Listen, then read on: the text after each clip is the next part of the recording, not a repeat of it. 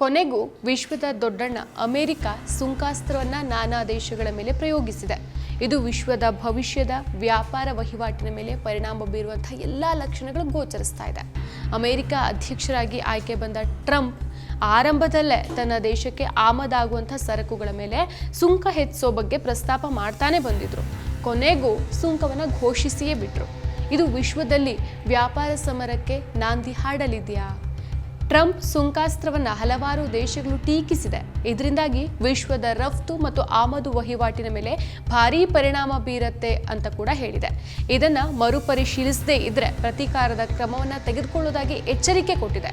ಇನ್ನು ನಮ್ಮ ವಿಶ್ವಗುರು ಸೇರಿದಂತೆ ಯಾವ್ಯಾವ ದೇಶಗಳು ಏನೇನು ಎಚ್ಚರಿಕೆಯನ್ನು ಕೊಟ್ಟಿದೆ ಅಂತ ನೋಡೋಣ. ಈಗಾಗಲೇ 20% ಇದ್ದ ಸುಂಕವನ್ನು ಚೀನಾದ ಮೇಲೆ 34% ಅಷ್ಟು ಸುಂಕವನ್ನು ಸೇರಿಸಿ ಒಟ್ಟು 54%ಗೆ ಹೆಚ್ಚಿಗೆ ಮಾಡಿರೋದ್ರಿಂದ ಚೀನಾ ಸಿಟ್ಟಾಗಿದೆ.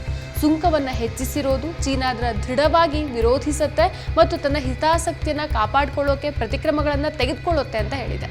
ವಿಶ್ವದ 2 ಆರ್ಥಿಕ ಶಕ್ತಿಗಳು ಜಾಗತಿಕ ಆರ್ಥಿಕ ಸಮರಕ್ಕಿಳಿದ್ರೆ ಜಾಗತಿಕ ವ್ಯಾಪಾರದ ಸರಪಳಿ ಬುಡಮೇಲಾಗಲಿದೆ ಅಂತ ಸಹ ಎಚ್ಚರಿಕೆಯನ್ನು ಕೊಟ್ಟಿದೆ.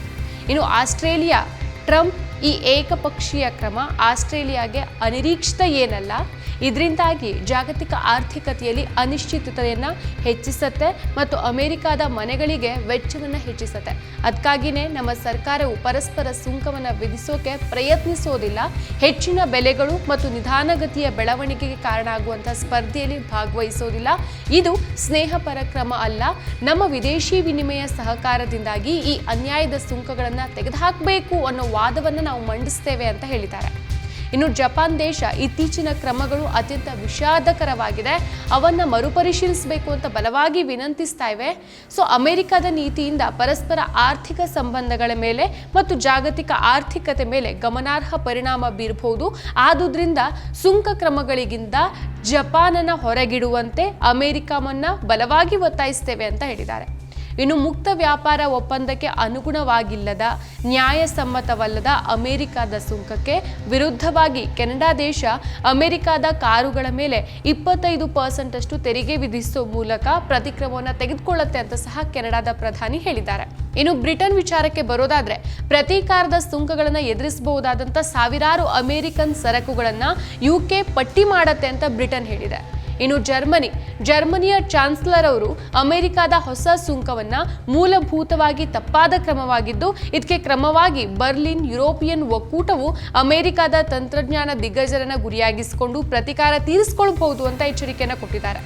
ಸೊ ಎಲ್ಲಾ ದೇಶಗಳ ನಾಯಕರು ಟ್ರಂಪ್ಗೆ ಪ್ರತೀಕಾರದ ಎಚ್ಚರಿಕೆಯನ್ನು ಕೊಡ್ತಾ ಇದ್ರೆ ಇನ್ನು ನಮ್ಮ ವಿಶ್ವಗುರು ಏನ್ ಹೇಳ್ತಿದ್ದಾರೆ ಅಂತ ಹುಡುಕೋಕ್ ಹೊರಟ್ರೆ ದೊಡ್ಡಣ್ಣನೇ ನಮ್ಮ ವಿಶ್ವಗುರುವಿಗೆ ಧಮಕಿ ಹಾಕಿದ್ದಾರೆ. ಮೋದಿ ನನಗೆ ಒಳ್ಳೆಯ ಸ್ನೇಹಿತ, ಆದರೆ ಸುಂಕದ ವಿಷಯದಲ್ಲಿ ಭಾರತ ನಮ್ಮನ್ನು ಸರಿಯಾಗಿ ನಡೆಸ್ಕೊಳ್ಳಲಿಲ್ಲ. ಭಾರತ ನಮಗೆ 52% ಅಷ್ಟು ಸುಂಕ ವಿಧಿಸ್ತಾ ಇದ್ರೂ ಸಹ ನಾವು ಅದರ ಅರ್ಧದಷ್ಟು ಅಂದರೆ 26% ಅಷ್ಟು ಸುಂಕವನ್ನು ವಿಧಿಸ್ತಾ ಇದ್ದೇವೆ ಅಂತ ಹೇಳ್ತಾರೆ. ಇದಕ್ಕೆ ನಮ್ಮ ವಿಶ್ವಗುರುವಿನ ಪ್ರತಿಕ್ರಿಯೆ ಶೂನ್ಯ. ಇನ್ನು ಸುಂಕದ ವಿಚಾರವಾಗಿ ಭಾರತ ಆರ್ಥಿಕ ಇಲಾಖೆಯು 27% ಸುಂಕದಿಂದ ಆಗುವಂಥ ಪರಿಣಾಮವನ್ನು ಅಧ್ಯಯನ ಮಾಡುತ್ತೆ. ಅಷ್ಟೇ ಅಲ್ಲ, ನಮ್ಮ ಅಕ್ಕಪಕ್ಕದ ದೇಶಗಳಿಗಿಂತ ನಮಗೆ ಸುಂಕ ಕಡಿಮೆ ಇದ್ದು ಇದರಿಂದ ವ್ಯಾಪಾರದ ಅವಕಾಶವನ್ನು ಹುಡುಕೋಕೆ ಸಹಾಯಕಾರಿಯಾಗತ್ತೆ ಅಂತ ಹೇಳಿದೆ. ಅಷ್ಟೇ ಅಲ್ಲ, ಹೊಸ ವ್ಯಾಪಾರದ ಒಪ್ಪಂದದ ಪ್ರಕಾರ ಅಮೆರಿಕದಿಂದ ಆಮದಾಗುವಂಥ ಅರ್ಧದಷ್ಟು ಸರಕುಗಳ ಮೇಲಿನ ಸುಂಕ ವಿನಾಯಿತಿ ಕೊಡೋ ಪ್ರಸ್ತಾವನೆ ಇದೆ ಅಂತ ಹೇಳಲಾಗ್ತಾ ಇದೆ. ವಿಶ್ವಕ್ಕೆ ಗುರುವಾಗಲು ಹೊರಟೋರು ಇಂದು ಅಮೆರಿಕದ ಮುಂದೆ ತಲೆಬಾಗೋಕೆ ಹೊರಟ್ಬಿಟ್ರ? ಹಾಗಾದ್ರೆ ಬೇರೆ ರಾಷ್ಟ್ರಗಳು ತಮ್ಮ ಹಿತಾಸಕ್ತಿಯನ್ನು ಕಾಪಾಡಿಕೊಳ್ಳೋಕೆ ಅಮೆರಿಕಾಗೆ ಎಚ್ಚರಿಕೆ ಕೊಡ್ತಾ ಇದ್ರೆ ನಮ್ಮ ವಿಶ್ವಗುರು ಯಾರ ಹಿತಾಸಕ್ತಿಗಾಗಿ ಅಮೆರಿಕಾಗೆ ತಲೆಬಾಗ್ತಾ ಇದ್ದಾರೆ? ಹಾಗಾದ್ರೆ ನಿನ್ನೆ ರಾಹುಲ್ ಗಾಂಧಿಯವರು ಹೇಳಿದ ಹಾಗೂ ವಿದೇಶಿಯರ ಮುಂದೆ ತಲೆಬಾಗೋದು ಬಿಜೆಪಿಯ ಸಂಸ್ಕೃತಿ ಆಗೋಯ್ತಾ? ಮತ್ತಷ್ಟು ವಿಶೇಷ ವಿಡಿಯೋಗಳನ್ನು ನೋಡಲು ಮತ್ತು ಹೊಸ ವಿಡಿಯೋಗಳ ಬಗ್ಗೆ ತಿಳಿಯಲು EDina.com ಯೂಟ್ಯೂಬ್ ಚಾನೆಲ್ ಸಬ್ಸ್ಕ್ರೈಬ್ ಮಾಡಿ ಮತ್ತು ಬೆಲ್ ಐಕಾನ್ ಕ್ಲಿಕ್ ಮಾಡಿ.